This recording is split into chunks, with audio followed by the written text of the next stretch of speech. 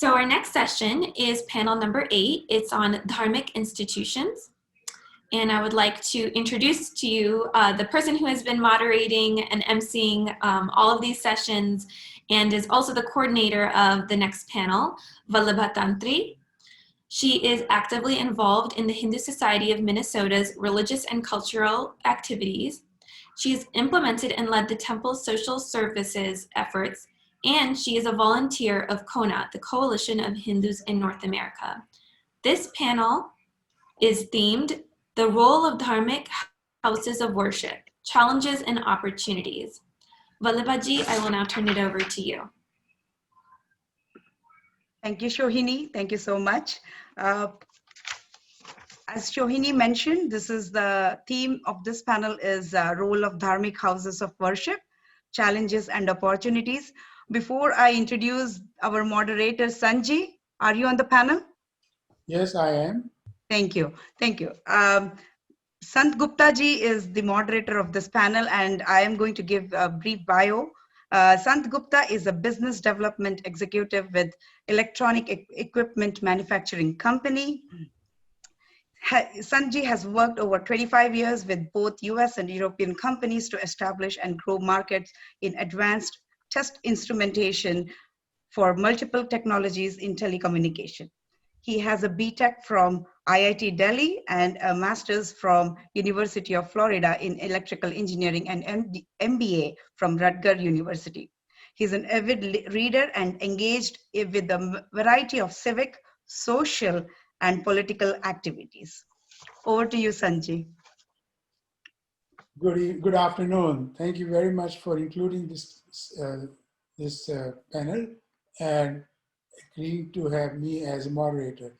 In addition to what Vallabhaji said, I've been very active with also interfaith conversations, and I try to be there where I can protect and defend and promote Hinduism.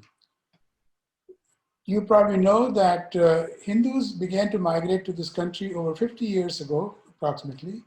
And in the beginning, there were not many temples and places of worship. And as time went on, Hindus began to collect resources and volunteer their time to create and develop temples. Today, over the entire North American continent, we have over 1,000 temples.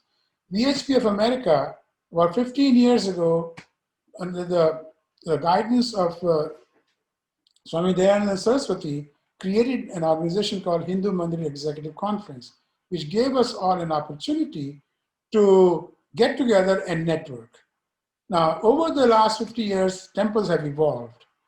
And with the evolution of the temple comes the need to create new activities for the generation to come. And over the years, many temples have gone beyond rituals and have done things to incorporate themselves in the larger community and create attractive programs for our next generation. This panel today we have consists of people who have been involved with the temple activities for a long time, and they have not only been part of the rituals, but also additional programs and activities to make certain that Hindu temples and Hindu centers and Hindu missions remain relevant and continue to attract new generation. We have new challenges which were not known to us 10, 20, 30, 40 years ago, but today that is different. So in our current panel, we have four individuals, or four topics, I should say. So I will briefly mention the bios of the people who will be participating as panelists. The first is Mr. Vishal Agrawal. He is on the advisory board of Hindu American Foundation, serves as trustee executive council of Hindu Society of North Minnesota. He has co-authored many books and also articles so that our the next generation of Hindus are able to understand Hinduism within the context of the country we live in, which is the United States, where Hindu religion is uh, is uh, is a minority. He has developed a 10-year curriculum that one can download and can be used freely by any other temple school. So let me first ask Vishal to present his perspective as to what has changed since you got involved for so many years in the temples, and what should be done. What is it that you anticipate the temples should be engaged in? Vishal? Namaste.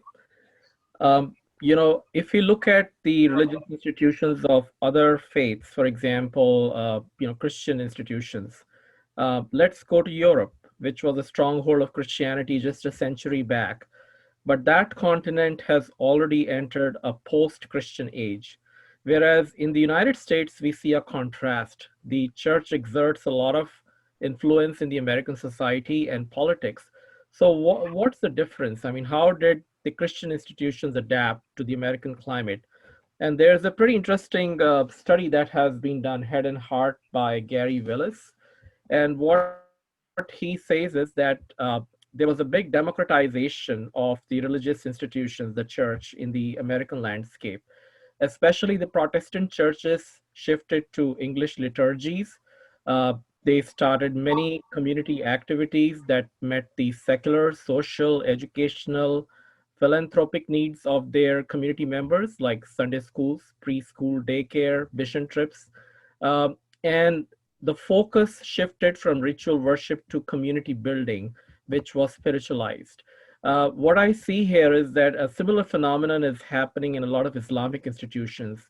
Instead of focusing on constructing grand mosques, there are now there are neighborhood Islamic community centers, which have women book reading clubs, which have Sunday schools, which have discussion groups, and which are also a lot into advocacy, into political and other matters. We Hindus have a very extensive tradition of learning, education, teaching, and spirituality.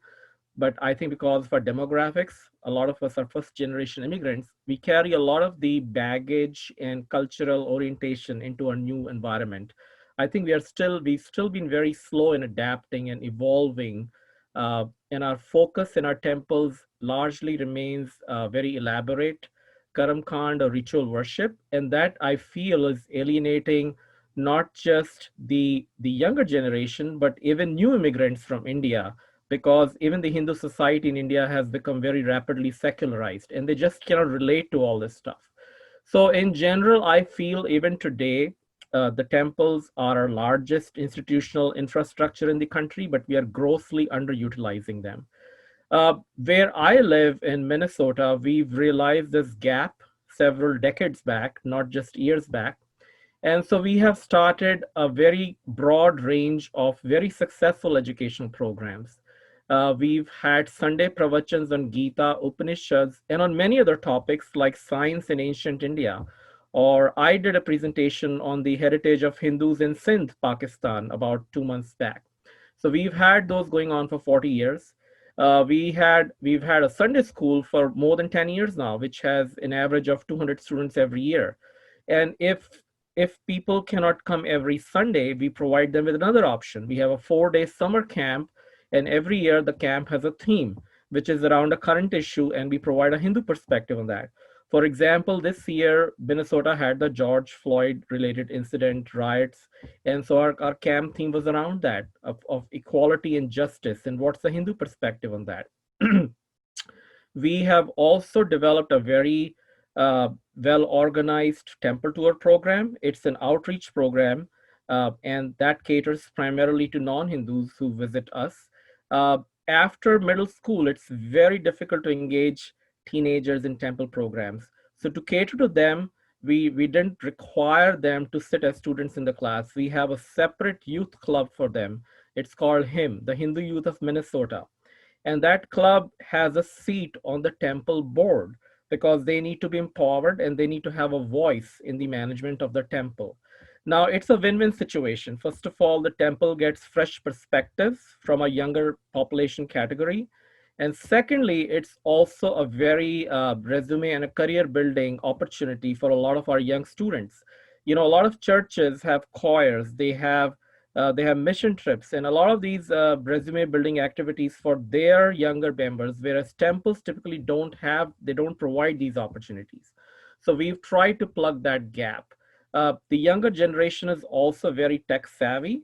Uh, and so we are trying to digitize a lot of this stuff. For example, outside every Vigraha in our temple, and Bhakti led that project, we have an inscribed QR code. So when a teenager or anybody who's familiar with technology comes, they can just flash their phone and it takes them to a web page, which gives them some basic information about the Devi or the Devta, and it gives them a single or two shlokas that they can chant. Because a lot of times people come to the temple, they don't know what to do in front of the Vigraha, and the priests are busy at in front of another murti. So this gets them the information that they need to perform their puja.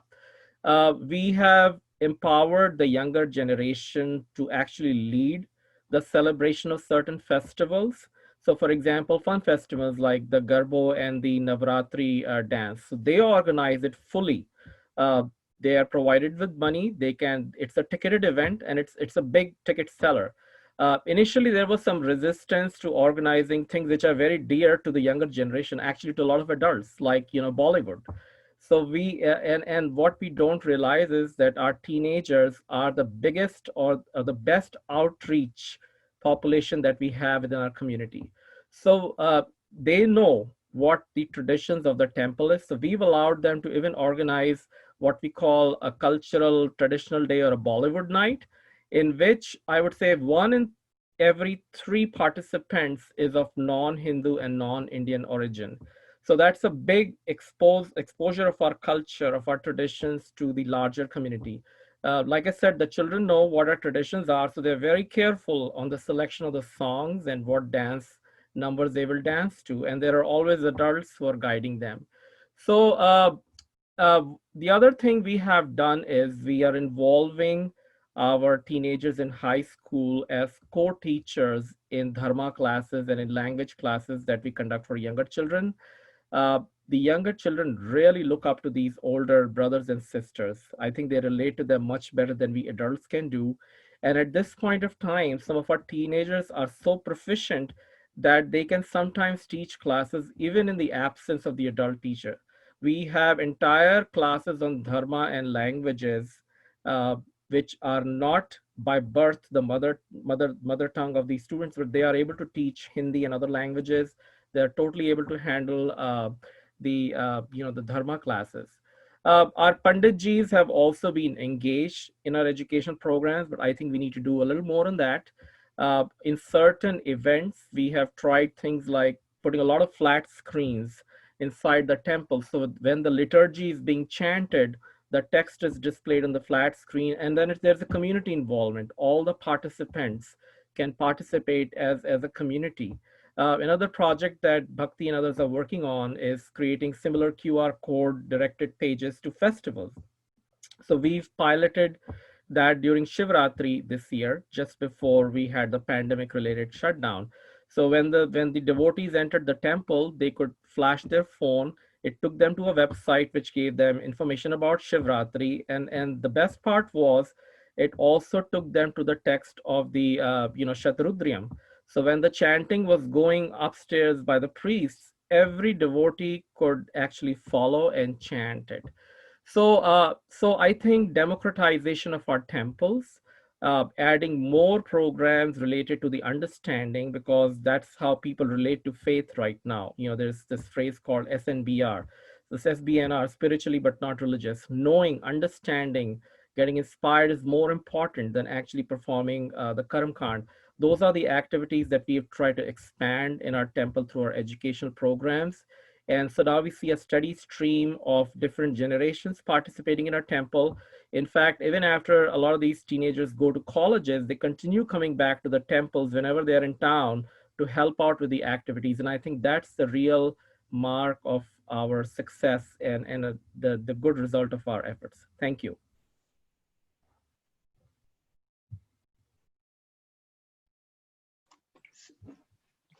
Thank you, Vishal. I've been to your temple, and the kinds of things you do are truly remarkable. And it is really keeping the temple congregation coming back to the temple again and again and build up the volunteer pool while they learn so much from all the things you and your colleagues do at the temple. Thank you. Now, next topic is going to be politics. We have two panelists, Srilekha Reddy Pale and Padma Kuppa. Srilekha was president of Durga Temple here in Northern Virginia.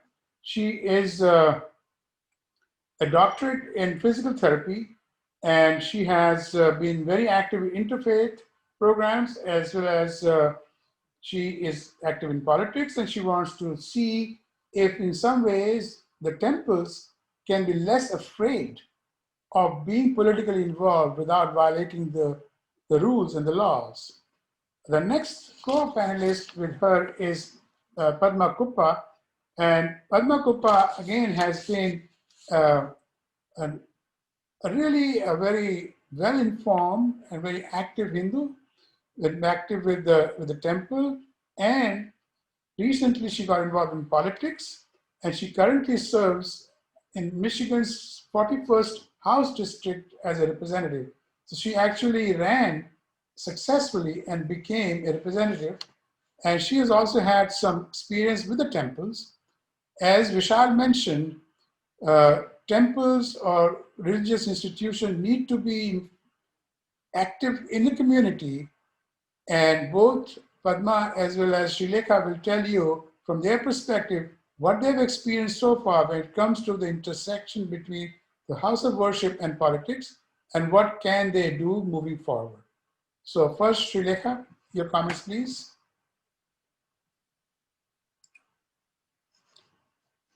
Srilekha ji, you are on mute. Thank you. Namaste, Santaji. Namaste to all participants. Vishalji, that was very informative. So thank you, Santaji, for the introduction. Yes, I did run for a local political position, and I'm very, very passionate about this topic. While I was running for elections, I did try to engage houses of worship, primarily our temples. I strongly believed that it is our dharma to vote and also ensure that local political policies promotes our Hindu values. For example, all children getting excellent education, caring for others, protecting our vulnerable populations, and policies rooted in science-based decisions all came from my connections with the temples and also my education in Dharmic religion. During the question and answer sessions as we go through the panel, myself and Padma Kuppa will also explicitly talk about permissible election-related activities within the temple premises and the election non-related activities that are not permitted within the temple premises. So if there are anybody in the audience, such as temple administrators or managers or temple board of trustees, can kind of pay attention. So if anybody is hesitant that these politics are not something that they can do because of 501c3 category, then I think this is something that they should really pay attention to. One major thing that I would like to emphasize during my talk is temples should be more of advocacy, right? We are not going to take anything into consideration without being advocates. Advocacy is the way to go versus being partisan. That is going to be my message. This is the way to effectively perform political advocacy in a democratic process. And advocacy can take many forms. In simple terms, I say that that is the reason temples can make best case for the cause of the mission. For every nonprofit such as Dharma Houses of Worship should get involved in advocacy in order to help advance its mission. Advocacy can shape the public debate about issues that affect our temples. As a temple president, I feel like it's number one way temples can focus attention on the issues they care about and bring about real changes for the devotees or congregation that they serve. with the right tools and information that we will talk about during the panel, you'll see how you can make advocacy work for the temples and the congregation it serves that works for us. And I think Vishalji also briefly mentioned about the advocacy. Without going much into details about the permissible activities, I'll talk to you about one example that is actually boiling right now about TJ activity. TJ is one of our elite school that is in Nova area, which is a Northern Virginia area right now, in Northern Virginia area.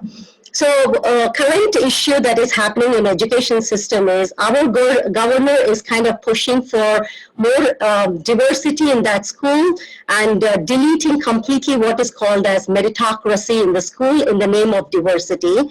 So that is one of the things that temples can actually take up, even though it's not a religious thing, but since it affects our kids, especially Asian kids and Indian kids, that is something actually temples can take up and work on it. So that's actually a prime example of how it affects Asian kids and Indian kids that could be taken upon. So that could be a good advocacy issue, which without really going into a matter of focusing on partisan issue. And a couple of things that I think temples can really focus on is policy issues without really going into politics, right? And a couple of other things that I want to focus on in my opening remarks is kind of focusing on how role of Dharma houses of worship, challenges and opportunities that we have. So election years are a great opportunity for non-for-profits to elevate our issues and educate voters and candidates. Other things that I also want to mention is permissible activities. Couple of permissible activities are allowing candidates to address the congregation, giving equal opportunities to all candidates, driving voters to the polls without making it dependent on who the person will vote for, volunteering to make sure ADA accessible facilities to be our polling stations, making sure we are offering candidate forums, creating nonpartisan voter guides, allowing candidates to express their positions on issues pertinent to the position being sought, assisting with voter registration, talking about variety of issues such as pro-life, even currently Black Lives Matter, or anything that has to do with military or based on theological lens, not tied to a candidate or political party. Last but not the least, encourage voting. So these are some of the things that we can start with by talking to our voters. And then as we go along with Padma, I also would like to speak to about what are the things that we cannot we cannot talk about without losing our 501c3 organization or 501c3 organization issues. That's what I would like to start with. So, Padma, now it's your turn. You are you are an elected official. You went through a lot of experience with the temples nearby before your election, and now you're running again. So tell us about your experience and give us some advice as to how the temple should assist and participate in the political process. Namaste, and thank you, Vallabha and Santji, for moderating this panel. To all of you who are joined and all of you who I am fortunate to be on this panel with. Yeah, I am in politics now, right? Because, I mean, but all life is political, as we know, as long as it has to do with human interaction and we have to vote on something. We live in a democracy. We also, at least all of us who are born in India, were born in a democracy. So politics is important. Politics is important because it is a way to have our values represented in the mainstream society. And as Srilekha Garu said, we want to make sure that all children receive education or that we protect the environment because, you know, whether it's Global Bhumi or some other initiative that you're involved with, mainstream initiative like Sierra Club, most of us want to care for the environment and want to have science-based decisions. And so what temples do right now, and this is from my 20 years of experience here in Southeastern Michigan, but also being involved with HMEC since 2008, we don't necessarily bring elected officials to hear what their opinions are on the things that are important to us. I have seen at other houses of worship where they invite candidates to come and they have candidate fora where they have an opportunity to ask them, what do you do? We invite, and I've been part of this, where we invite our elected officials to an event. We invite them to the Diwali dinner. And I remember one year, my state representative came with his legislative aide and a whole bunch of other people, and we're sitting next to each other. We had gone for the reception and had appetizers, and then we went to see the show that they had, and there were a bunch of different groups that were doing dances to Bollywood songs. And so he leaned over to me and he said, what does this have to do with Diwali? Diwali, because during the reception or before, at the beginning of the program, they said Diwali is the festival of light and light over darkness, and somebody gave us a brief explanation.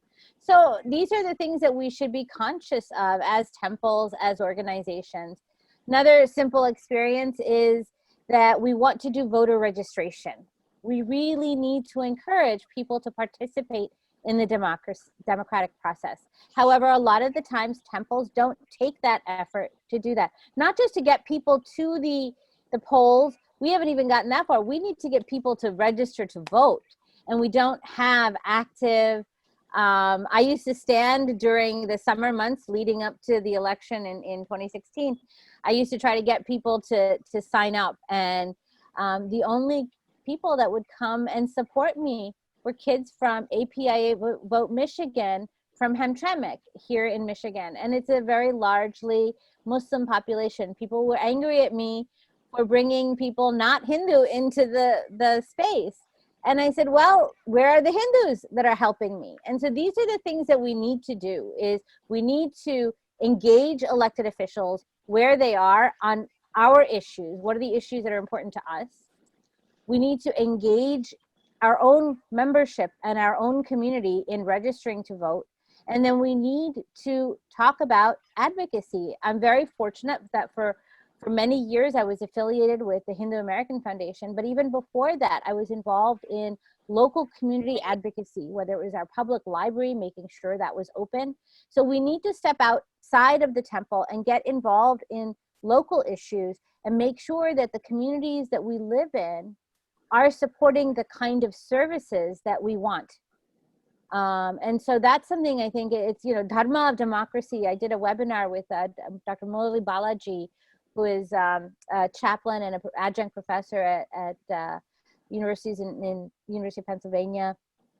I think it's really important to engage the youth. The panel right before us, they spoke very effectively about advocacy. And I think that's where we need to be. We don't support a candidate. We don't support them financially or endorse a candidate, but we can definitely, without losing our 501(c), temples can support learning about candidates and about issues and advocating on issues. So, thank you. Thank you. What I have noticed also that many temple executives and management personnel don't really take the time to educate themselves about these issues. And they have this shield. Hey, we live in a country where church and state have to be separate. But there are many ways, as both of you have eloquently stated, our involvement in the political process is absolutely paramount. We don't have Hindu centers, like Vishal was saying. So the places where Hindus congregate most is the temple. So they have to take the lead, and they have to educate themselves. They have to learn from people like Sri Lekha and Padma and many other Hindu and Indian politicians and politically active folks, so that we get more heavily involved in the political process in this country. Thank you very much. Appreciate it. So our next panelist is Bhakti Modi. I've known Bhakti since she was a child, and like maybe she wouldn't feel uncomfortable about that, but she has been extremely active. I've known her. She's a great teacher, great mentor. She has been teaching Hinduism and other life experiences to children for the longest time when she was living in Pittsburgh with her parents. And she has also been very active now in the new area of her residence in Minnesota. And she has been active with national organizations such as VHPA and HMEC. She took an active role in HMEC. and she has been able to motivate many volunteers, and she has some recommendations and some suggestions and experience that she's had in motivating and retaining the volunteerism and anything else that is associated with our place of worship. Bhakti, your experiences and your advice, please. Absolutely. Namaste, everyone. Nice to be here and see so many familiar faces and not see everyone, but hear everybody in the chat. So my topic here is really volunteerism. So I think when we talk about volunteer, there's two different aspects to it. One is seva, which is the heart of Karma Yoga, which is the heart of so many of our teachings. Seva is selfless service, and volunteering is providing assistance. So one thing that temples always do is we're always looking for volunteers. How many times do Mandirs reach out to the community saying, hey, we need volunteers for X, Y, and Z?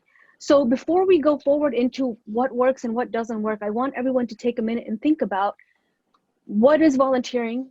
What are the benefits, disadvantages? Why do people do it? Why don't people do it? So there was a study done by Stanford where they asked around, they looked at the community and they asked a variety of people, why don't you volunteer? And the top 3 responses they got from across all of the demographics is, I don't have enough time and volunteer schedules are too inflexible. I don't have enough information and the roles, things don't look interesting to me.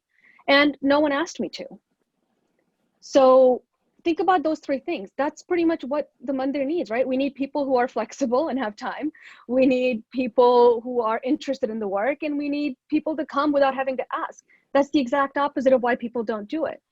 So it's for us to combat the problem of not having enough volunteers or struggling to maintain volunteers at the mandir. It's important to us to understand, why do people volunteer? So some of the key reasons people do volunteer in seva is if they have a personal tie to the cause. It can build your skill and resume. You can bridge a gap between either generations or cultures or activities, setting a good example for others. You know, independent studies done in both Australia and the US showed that the highest number of volunteers are between the ages of 30 and 44 and who are parents with children under the age of 18. So they're there to set an example for their children. What about the other ages? People volunteer to meet other good people, to people who are like-minded to them and learn from them. People volunteer to feel empowered, and because it's good for you, it's actually, people who volunteer are healthier than people who don't volunteer because you get a sense of happiness, less stress, and more enjoyment out of things that you're doing. No one leaves a good event thinking, oh, what a waste of time. If you do something good for others, you will automatically leave by feeling better. So when we think about our mandirs, then why is it so hard to find people? How many mandirs are complaining about this? What happens with temple and dharmic organizations is it's very overwhelming for someone to step into an organization or a mandir and just look around and volunteer. We often don't lay out good guidelines for people who are interested in helping out. It's really important for mandirs to approach volunteering as a career opportunity. We may not be paying them, but be professional about how you're handling your volunteers. It's not enough that someone just shows up, yeah, you do that, and puja chal rahi hai, you do this in the puja, put this away. Are we training the volunteers who are coming? Are we giving them incentive to come? Are we telling them when you come in, this is the first thing you do, second thing you do, third thing you do, and afterwards, are we following up with them? They leave and they have no idea what they did. They have no idea the impact they held. Once a volunteer leaves, are we calling them personally and saying, thank you for spending 2 hours with us. Because of you, the mandir was able to benefit in this way. Are we telling people that their impact is part of the mandir community? Right? The army has a logo. What can the army do for you? As a mandir, what are we doing for our devotees? We expect devotees to flock to the mandir, and then we consider volunteers as just one of the numbers.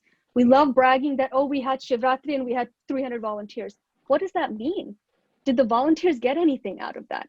So the minute we stop thinking about volunteers as free help is the minute we start appreciating the work they do. And that's the only way that mandirs can sustain people, because we're already seeing less people come to the mandir in just 2020. Imagine 2030, imagine 2040, when the generation who is connected to the mandir through their heritage in India is slowly dwindling down. What's going to happen then? If people are not motivated to come to the mandir for the right reason, they're not going to come back. So the impact of the mandir isn't just to bring people and increase our numbers, it's to inculcate the idea of seva, selfless service, seva as karma yoga, seva as something that brings out the goodness inside of us for the sake of helping others, not just to show up and volunteer just to say that we have so many volunteers. So, I mean, we'll actually continue talking about this, but I encourage Mandirs to change their focus, be a little more professional, and be a little more reasonable in what to expect out of volunteers. Don't let volunteers burn out. Do it the right way, and that's the only way to continue the concept, because our mandirs are built on volunteers. Very few mandirs have hired help, and very few mandirs are run by as like corporation. We're run as volunteers are the biggest pillars of our mandirs. So let's treat them as the most valuable assets that a mandir can have. Thank you. Thank you, Bhakti. Everything you've said can be related by anybody who has been closely associated with the temple. We struggle, the constant issue is, oh, we don't have enough volunteers. You ask the volunteers and they complain too. So your suggestions and your observations and your recommendations hopefully will be heard by people who are right now listening in, and take some of that and incorporate it to break the circle and make progress. Thank you. So our final panelist is Fred Stella. Fred is a very unique person in many ways. As you can tell, he is not a person from India. He was born Catholic, and he has converted to Hinduism, and he is engaged in an activity which is unique.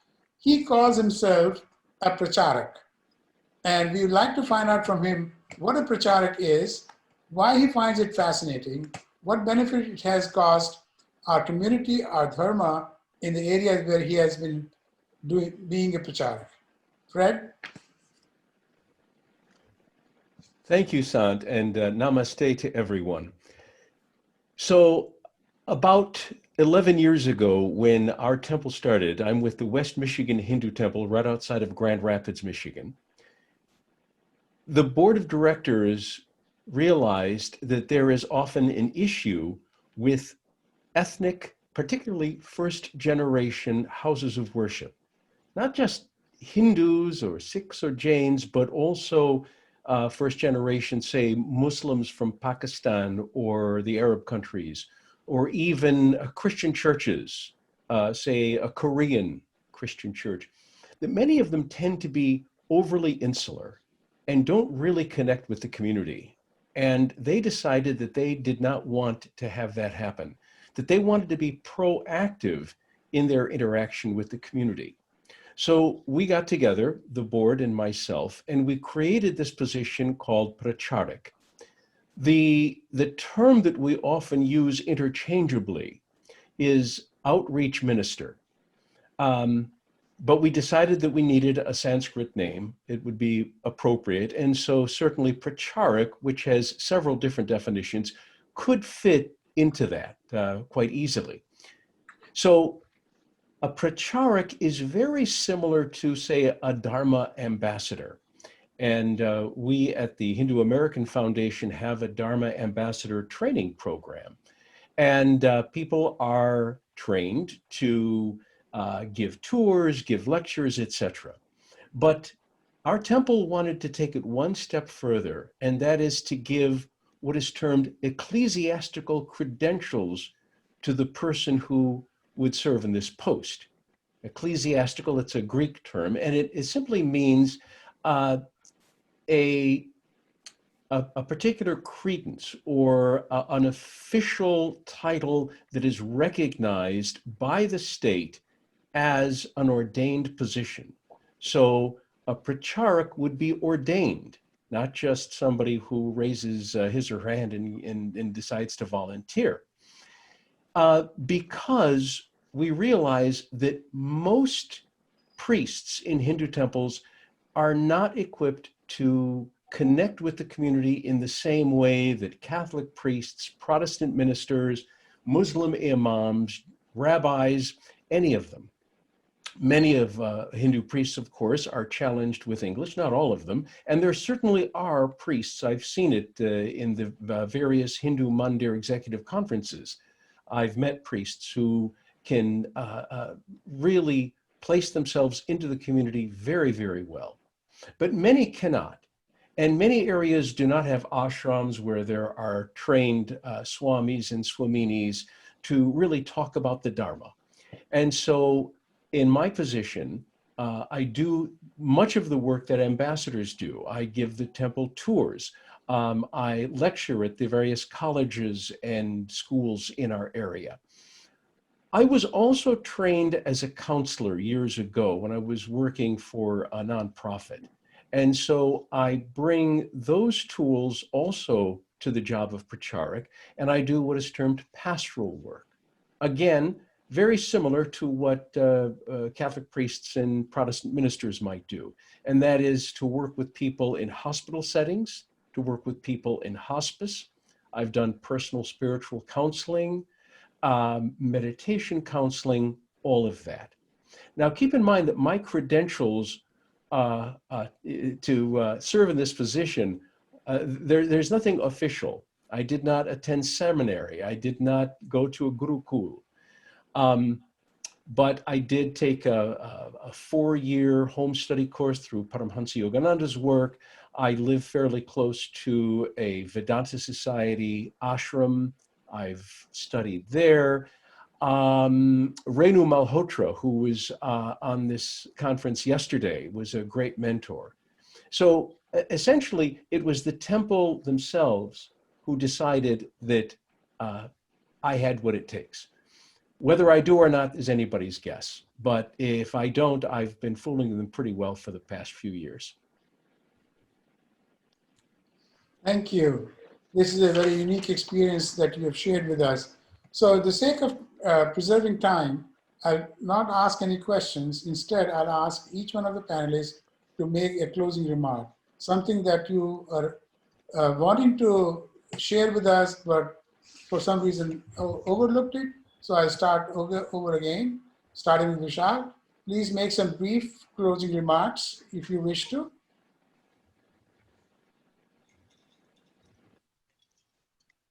Let me unmute myself. So to reiterate what I was saying, in the Mahabharata, there is a beautiful shloka which Bhishma Pitame says multiple times actually in the Shanti Parv.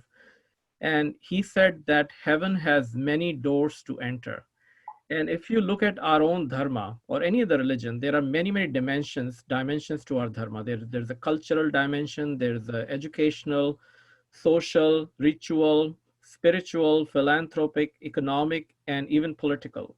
And the fact is that different categories or different segments of the Hindu population have different preferences. They have different needs. There are different things that they're looking for. Some people are more ritualistic, some are more oriented towards seva. The temples are our biggest institutions. And if our temples don't meet these diverse needs of our different population segments, then where do we Hindus go? Because there is no other institution that will meet our needs for advocacy. There is no other institution which will stand up for us. There is no other institution which will allow our youngsters to experiment their other passions of philanthropy, of social service, or even political advocacy. So I think that our temple managements across the country need to look beyond solely the ritual dimension or just this obsession with the bottom line and pay more attention to these other dimensions of dharma. And by doing so, we will not just be true to our dharma, which has multiple dimensions, but it's essential for our sheer survival. If we ignore the community building aspect of temples and only focus on the bottom line and the pujas, then I'm sure that in a few generations, our temples are going to become museums, just like they have in most of Europe. So we have to open our doors to give sufficient, if not equal importance within our temples to activities like teaching, performing social service, engagement with our political leaders, meet other community needs and aspirations. Let's be very clear, our community is secularizing very fast. People are more comfortable calling themselves as SBNRs and not as Hindus. And this is following the larger trend in the American society. So our institutions also have to evolve in parallel to meet the changing needs of our community. Thank you. Thank you, Vishal. I think you have summed it up very well. And would you be available for people to consult with you to implement some of the thoughts and ideas and Yeah, vision? sure. Bhakti would be a better person to go to. She's in charge of our school and the education programs. But if she's busy, I'll be most happy to help. Thank you. Okay, so since you mentioned Bhakti, any thoughts along what Vishal said? Absolutely. Yes, since you Yes, have so much absolutely. experience. Sure. We're always happy to help anyone.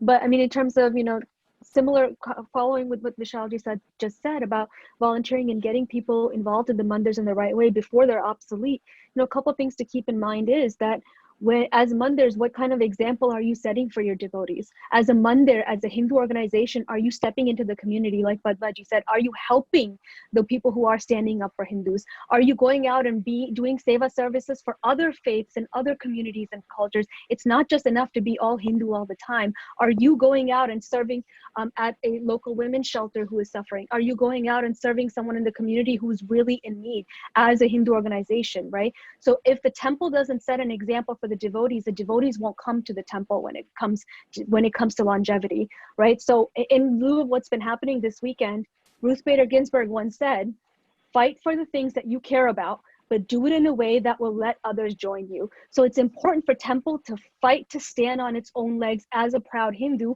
while connecting with other things that matter in society and in a social standing, not just in the concept of just being a Hindu. And that's ultimately what being a Hindu is all about.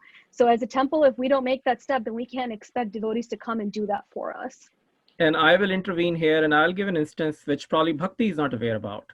So I had started this temple school in 2009, and in 2017, I requested, we keep talking about youth, but we never empower them. So we invited Bhakti to take charge of the school. And some people came up and walked up to me and said, Vishal, you started the school. How can you sideline yourself? And I said, as Hindus, we need to lead by example. Our religion teaches us not to be attached, and we have to let go. And this is a perfect opportunity for me to make the way for someone who's more dynamic, energetic, and more technologically savvy. So it's worked out perfectly. And I think we need to allow people, they bring fresh perspectives, and we should not just give them, side tasks, which are menial tasks, but actually empower them and give them leadership roles. Thank you. Absolutely. And final wrap up to that, exactly what Vishalji did to me, I'm already starting to do with some of the youth in our mandir. When we work on these education resources, I actually reach out and ask certain teenagers and say, you need to read this and give me honest feedback of, does this make sense? Does someone like you connect to this? If not, I will change it. So give these people the empowerment to have responsibility. And the second they're responsible for the information, they'll be more willing to be involved. It's not just come in and put the plates away in the kitchen. There's more to being part of a mandir than just cleaning up. But no, both of you have said something which is very valuable. I certainly hope that more people will listen to what you've said, and not only that, but also implement them. So now back to the political aspect. As you've known that Indians from India have migrated to many, many parts of the world, but they have not been politically active. Look at the example of Fiji. But I think in this country, we as Hindus and Indians are a lot more politically involved than any other country that I've known. Perhaps in Canada and UK could be an exception.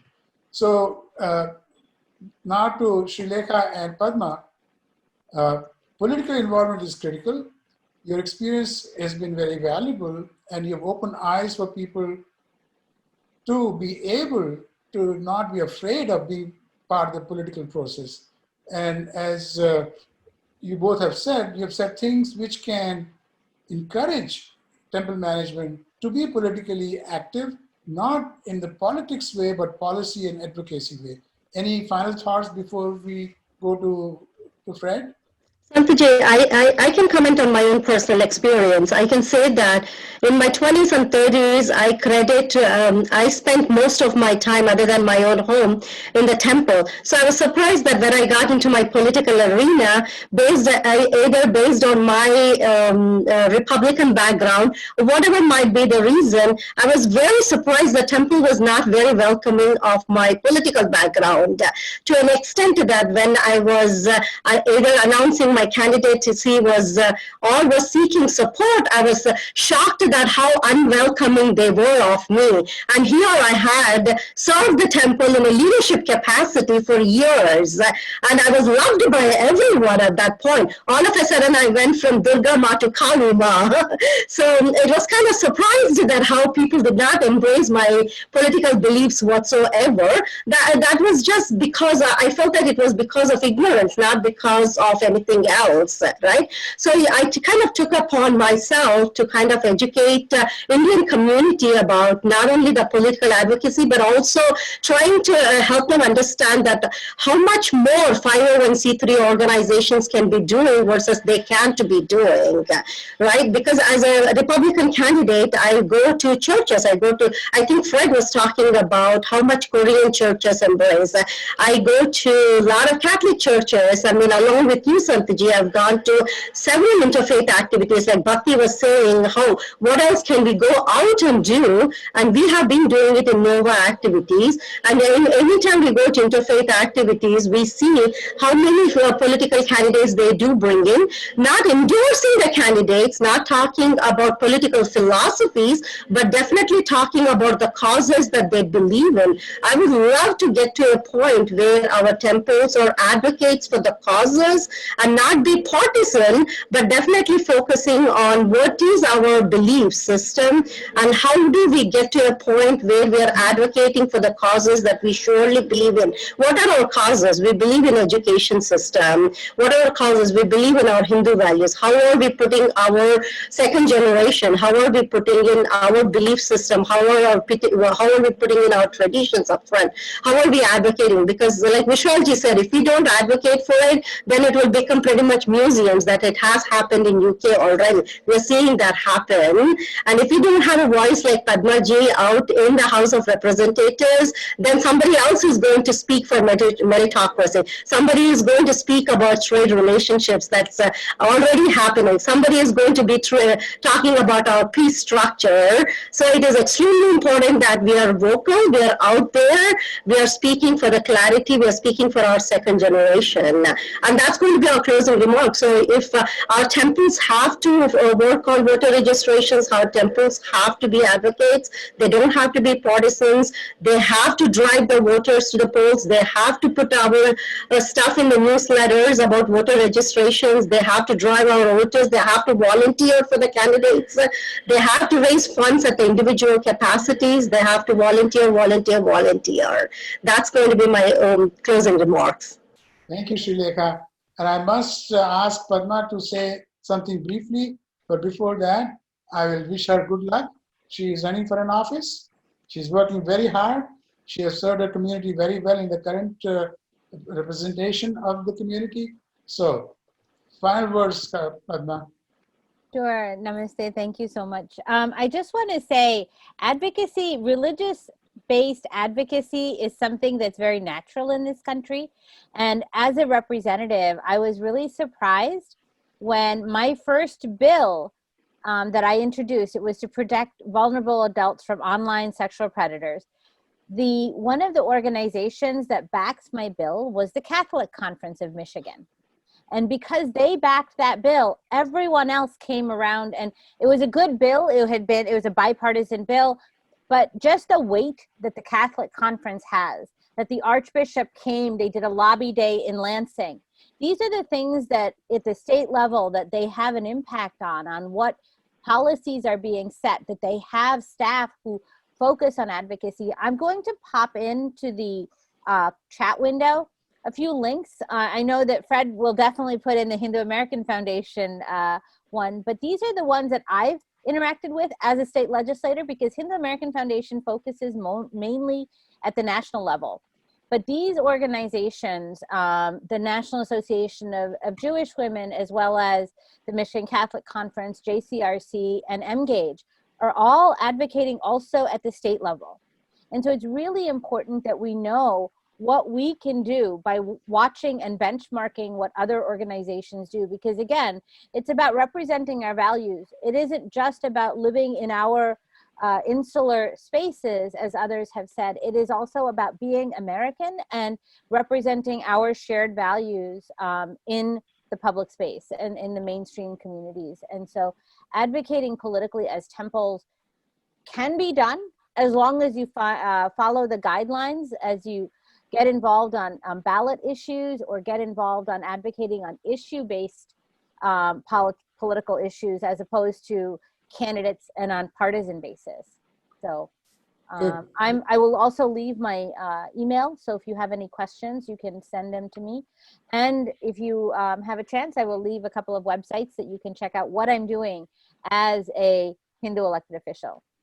Namaste. Thank you very much. And just very, very briefly, Fred, any last thoughts before we close out this session? We should be done in 30 seconds. Very quickly, my job, I believe, is to bring the community into the temple and the temple into the community. And much has been said during this conference of anti-Hindu feelings. This is being proactive. When we volunteer with other organizations and other faiths, when we put ourselves out there and make sure we have a face in our local community, we are able to make people stop and think, wait a minute, we're hearing these things about Hindus, but we can't believe it because we've got such wonderful neighbors here. That's part of my job, and it's been a very rewarding part as well. So thank you. Okay, thank you very much, all the panelists. Your experience, your counseling, your information was valuable. I thank all the participants who have called in and listened to it. So with those remarks, thank you all. We close our session. Hopefully we will not be blamed for delaying it any further. Okay, goodbye.